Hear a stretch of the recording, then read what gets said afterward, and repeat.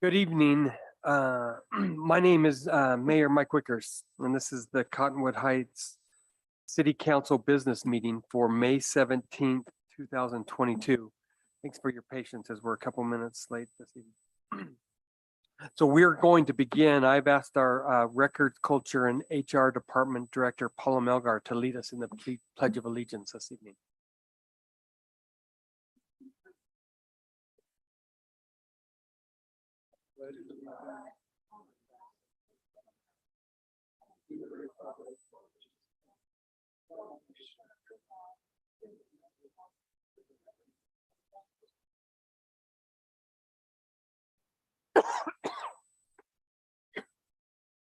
Thank you, Paula, for leading us. Item 3.0 on our agenda this evening is a citizen comment period. It looks like we only have one request to comment currently, and that's going to be from Will McCarville. If you want to come up, Will.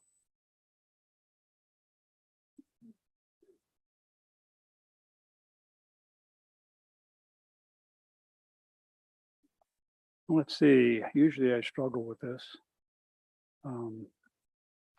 So my name is Will McCarville. I live at 3607 Golden Hills Avenue, Cottonwood Heights. Thank you for hearing me tonight. I will cover two ideas related to development in our city. The first, the position of Economic Development Director must be split from the Community Development or Planning Director. These positions are inherently in opposition. One wants to ease the way development in our city, the other is to ensure our ordinances are applied correctly and fairly, and citizen needs are held above financial gain. The combination of these two fundamental at odds functions leads citizens to suspect, rightly or wrongly, that development will take first priority. This may be especially true when developers threaten lawsuits. Second, the appeals hearing officer, which handles planning disputes, must not have any prior roles in the city. For instance, any decisions made by a person in this position who previously served on the Planning Commission are viewed by suspicion by citizens. They feel there is not a fair and unbiased venue for disposing of planning issues where the person making the final decision was involved in past determinations. I believe if conflicts of interest are not resolved, they will continue to be viewed by our citizens, our community, with suspicion and will fester. I recommend getting descriptions of these two positions from other municipalities and see what will work best for Cottonwood Heights. Thank you. And now I got to run home and see if my sprinklers are spurting because I turned them all on before I came here. So I think that shows good judgment. No, I think it shows bad judgment. Thank you. Thank you, Will. Appreciate it. Are there any other citizens that would like to comment? There are. We have three that.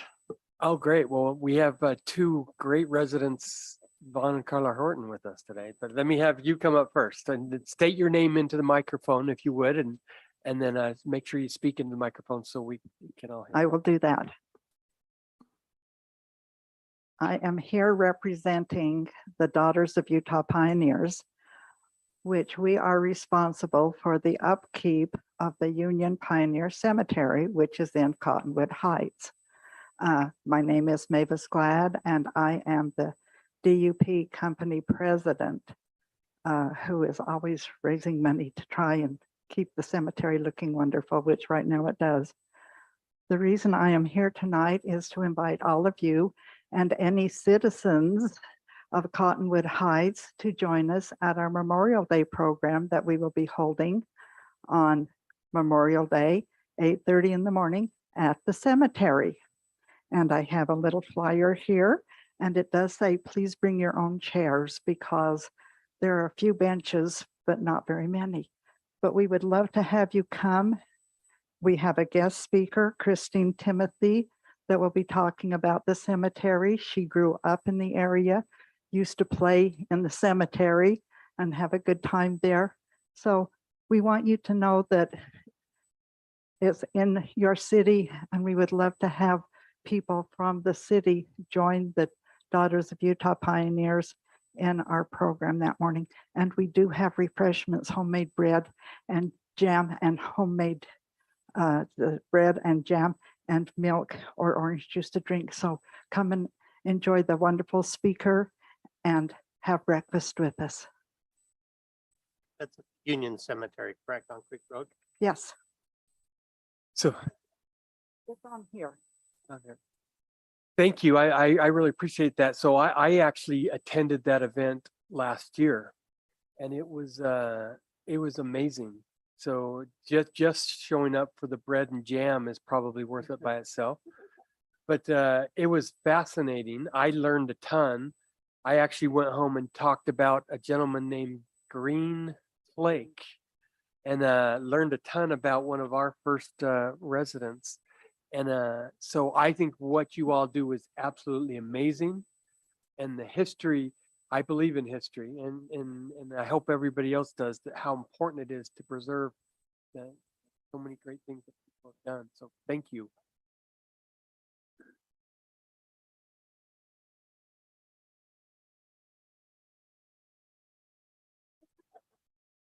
So I really hope that the council will consider that. I have been asked to speak at a different cemetery Memorial Day morning, so I will not be able to come, but I'm happy that I went last year. So if you get a chance, it's actually a really fun experience. So I would encourage you all to do that.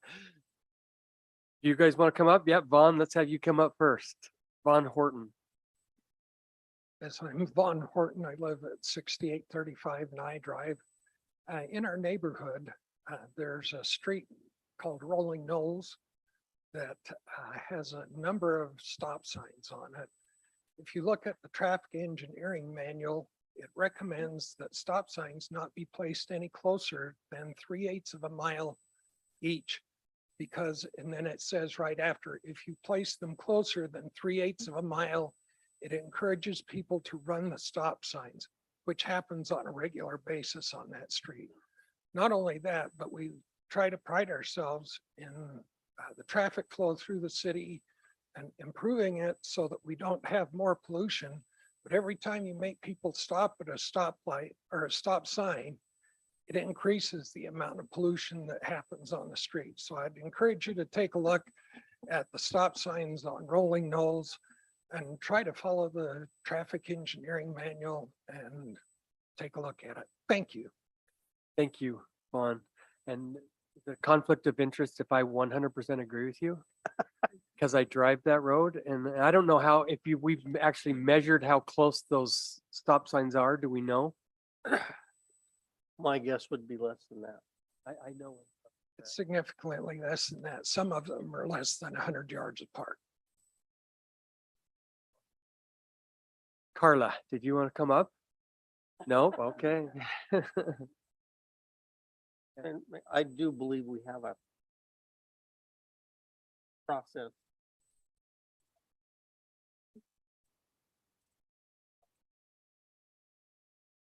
Well, we will take that under advisement for sure and maybe talk with Matt some more this next week about. Not spend board. So with that, I don't see any other hands up online. I will close the citizen comment period. And we will move into item 4.0, which is a public hearing for two different issues that we have to go over this evening. The first is item 4.1, which is issuance of the city's sales tax revenue bonds, series 2022, the series 2022 bonds. And I will have Administrative and Fiscal Services Director Scott Jurgis come and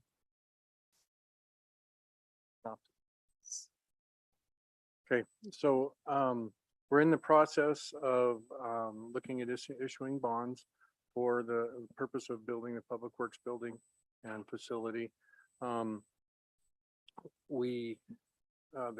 council, I believe it was 2 times ago, so 4 weeks ago, authorized us to go start that process. One of the steps in that process is to have a public hearing so that we can get feedback from the residents as it relates specifically to these bonds and the issuance of the bonds. So tonight, that's what that's for. So just really briefly, the bonds are $7.5 million to go towards building that facility. The current, I'll say the leading bid that we prefer would give us about $7,443,000 to go towards the actual construction of the building. The difference there, 57,000, would go towards closing costs on that building, and that those funds would become available soon. We could close within the month here, so that we could have those funds available and start to really get going on this if we continue down this road. I don't know if there's anything else on that. So Questions or comments from the council? So I will now open a public hearing comment period on this item. Is there anybody that would like to comment? It looks like Cassie, you're it. No, no, Cassie. So we are going to actually leave this. This one will close. Okay, sorry. That needed to make sure. So I will now close the public hearing comment period on item 4.1, the issuance of the city's sales tax revenue bond series 2022.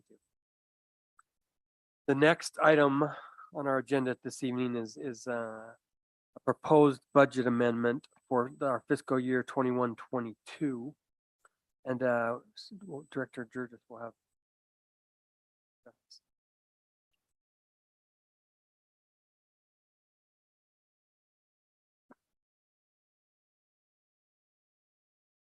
all right. So in addition to working on the budget for next year, there are a few items that we need to take care of as we are closing out our budget from this year in terms of adjustments. Adjustments come by way of a variety of things. Sometimes we receive a grant.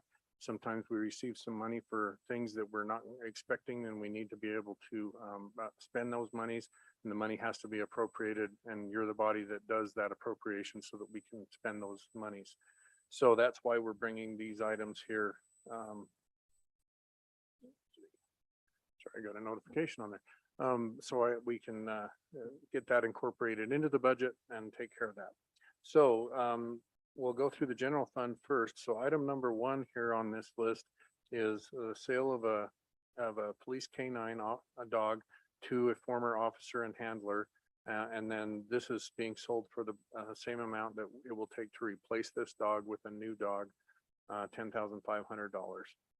And that has been talked about. I believe it was in the last city council meeting. We talked about that process. Item number 2 is the sale of a police vehicle. This was talked about a couple months ago, a 2016 Dodge Charger that we sold for $19,000, and we're going to utilize those funds to purchase some additional line vehicles. And then this item number 3 is the sale of a 2016 Harley Davidson, $14,500, and use those funds for that same purpose. Item number 4 is a state asset forfeiture grant for $1,500 to be utilized for training purposes. Item number 5 is a police evidence sale. About $8,000 there was received from that, and then want to be able to utilize that to augment those funds above to purchase a line vehicle. Item number 6. This was specifically the sale of the old tasers that we had, and we were able to get $307 from those sales of those tasers. Item number 7 is police surplus gun sale. It's actually evidence guns for $2,500. Those are sold to a reputable licensed gun dealer so that they can then sell them properly back to those who might be interested into them. We received $2,500 for those guns that we sold to them, and that was authorized again a couple of months ago. I can't remember exactly when. Number 8 is police DUI shift overtime reimbursement. This is 3 separate reimbursements that totaled $12,962. And this is to directly offset the expense that we have in our police department for that overtime. Item number 9 for the Global Endurance Vigor Run that was just this past weekend. This is $1,300 to cover the police overtime associated with managing the traffic and things around that run. Number 10 is the Public Works. They sold a 2010 Chevrolet pickup truck, and they want to utilize those funds to offset some maintenance costs that they have.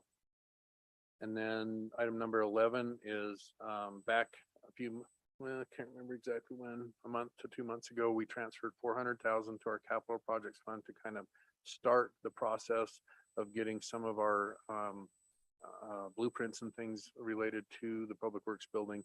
As you'll see on the next page, when we get in the capital projects fund, we'll be receiving funds from the bond should you approve this budget adjustment, and we can transfer these funds back to the general fund because we won't need to use them anymore from the general fund. So going to the capital projects fund, 7,500,000 would be the net amount of the bonds. When this was wrote up, we thought it would be 7,450,000 available for the building. It will actually be 7,443,000, with 57,000 being there for closing costs. And then right down here, you see the reflection of the transferring the 400,000 back to the general fund that we won't be using, because we'll be using bond funds from here on out for that building. But that's the extent of our adjustments. So everything, with the exception of the bond funds and the $400,000 transfer, is a direct offset in terms of costs. So no direct cost to the city for those other items. Great. Questions, comments? Okay, so with that, I will open a public comment period on item 4.2, which is a proposed budget amendment for fiscal year 2021. Public hearing, right?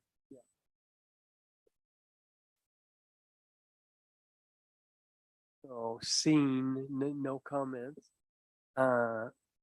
What's that?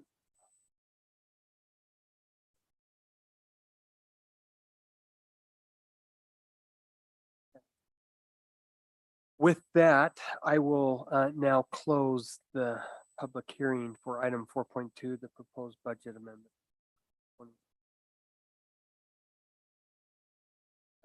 We have 3 legislative items on our agenda this evening, and we'll begin with consideration of ordinance 383, approving an amendment to the 2021-2022 budget that we just talked about. Does any other questions or comments before we? We approve ordinance 383.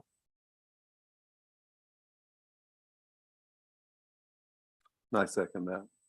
We have a motion to approve from Councilmember Bracken and a second from Councilmember Peterson. This is to amend approving an ordinance 383, approving an amendment to the 2021 budget. Any other questions, comments? Hearing none, I will now call for the vote.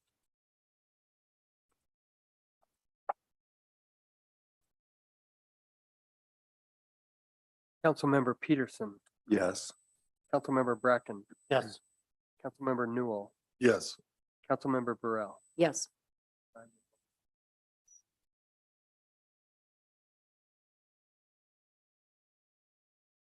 Okay. Next, we have item 5.2, which is consideration of resolution 2022-28, approving a firework display contract with Lantis Productions for the 2022 Butlerville Days. We have discussed this item earlier in our work session this evening. Are there any other questions or comments from the council? Seeing none, I will now entertain a motion to approve resolution 2022-28. I'll make the motion to approve resolution 2022-28, approving firework display contract with Lantis Productions for 2022 Butlerfield Days. Second. We have a motion to approve from Councilmember Newell and a second from Councilmember Bracken. Any other questions or comments? I will now call for the vote.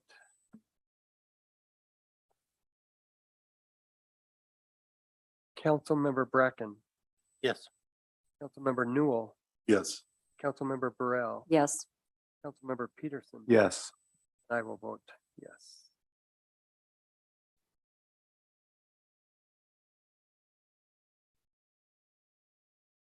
Okay, our last legislative item is consideration of resolution 2022-29, which is amending the designated area closed to close discharge of fireworks for 2023. We'll have Assistant Chief Riley Pilgrim address this. Yeah, thanks, Mayor, for having me here and council members. So what we have is from the last meeting when we proposed the original restrictions, there are some concerns.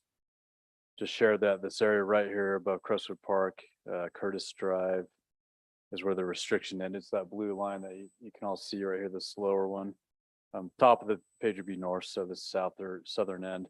It captured houses on one, I guess, on Curtis Drive, but didn't necessarily meet our intent of restricting that entire area. So Melissa and I went back.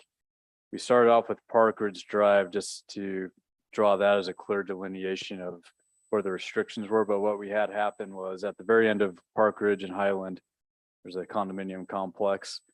So we stuck with Park Ridge. It kind of made a weird line that cut off portions of the complex.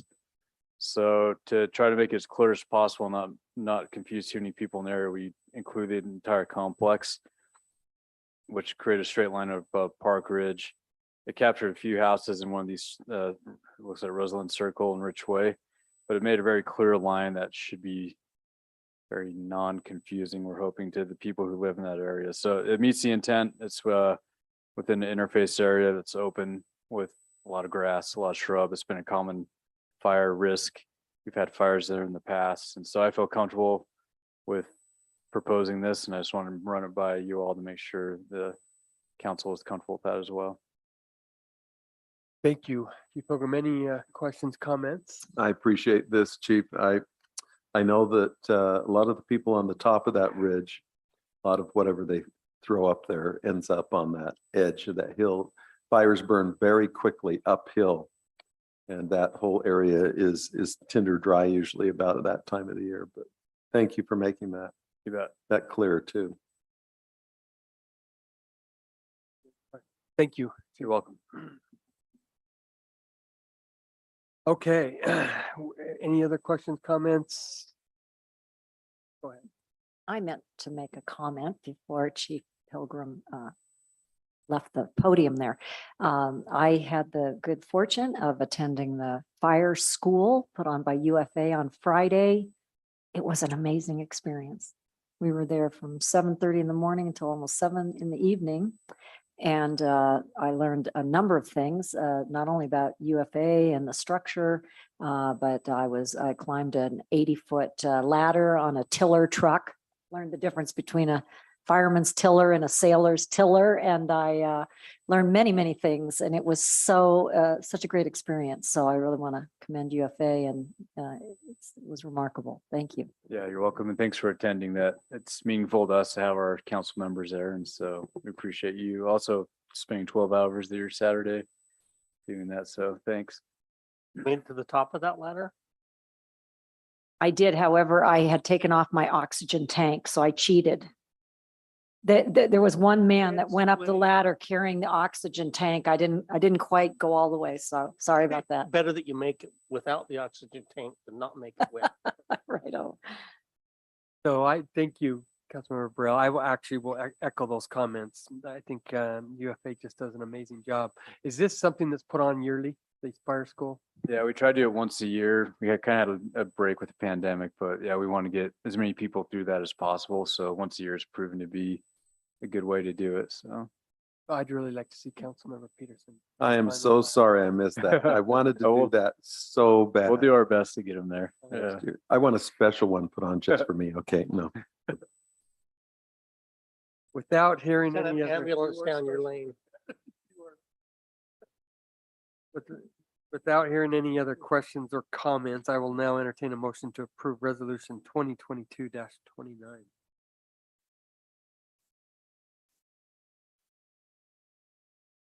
I move that we approve 2022-9. 20. What? 29, I'm sorry. I'll second. We have a motion to approve resolution 2022-29, amending the designated area closed to discharge of fireworks from Councilmember Peterson and a second from Councilmember Newell. Questions or comments? I will now call for a vote.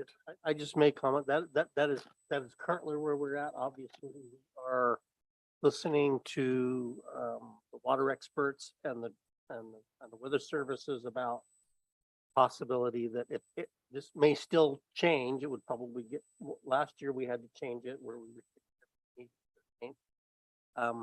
We'll just have to see how the weather progresses, but I think for now, this is a good move. One thing I was going to mention, Riley, and I don't know if you've noticed this, but because of the lower water table, a lot of the big the spruces are dying, and it's the beetles, they're coming in, trying to take them out. Down in the valley, we've taken out, personally, I've taken out 3, and neighbors, there's a lot of them that are dying right now. And so as soon as people can get those down, because they're just like a Roman candle when those go up. Yeah, those are one of our biggest problems too, as far as fire spread and fire ignition goes, because they're so dry. So I'll include some information on that in the newsletter in June, just some preventative measures. So. Thank you. Thank you for those comments. Without any other comments, I will call for the vote. Councilmember Newell, Yes. Councilmember Burrell, Yes, Councilmember Peterson, Yes. Councilmember Bracken, Yes. and I will vote. Okay. The last item for this evening is just approval of the consent calendar, which are the minutes for our meetings on May 3rd. Can I get a motion? yes, I motion to approve the consent calendar. I'll second. A motion to approve from Councilmember Burrell and a second from Councilmember Newell. All in favor, say aye. Aye. Aye. Any opposed? So that concludes the items on tonight's agenda. Mike, you have anything? No, no, we're good. Okay. You're just here for the entertainment. 30 minutes in. So anyway, that concludes the items on our agenda. Could I get a motion to adjourn? Are we going to go back to our work session? I think we probably should. If that- it's kind of-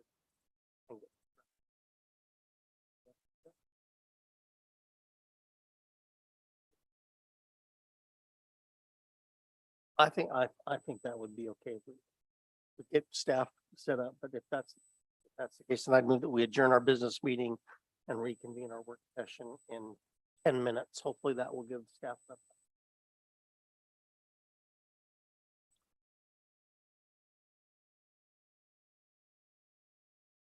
I reluctantly second.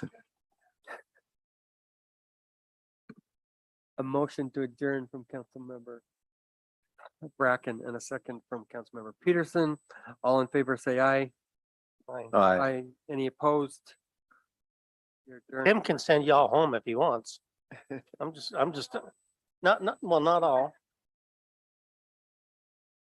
Cassie's just like the idea of not be going home at 11:30 or 12.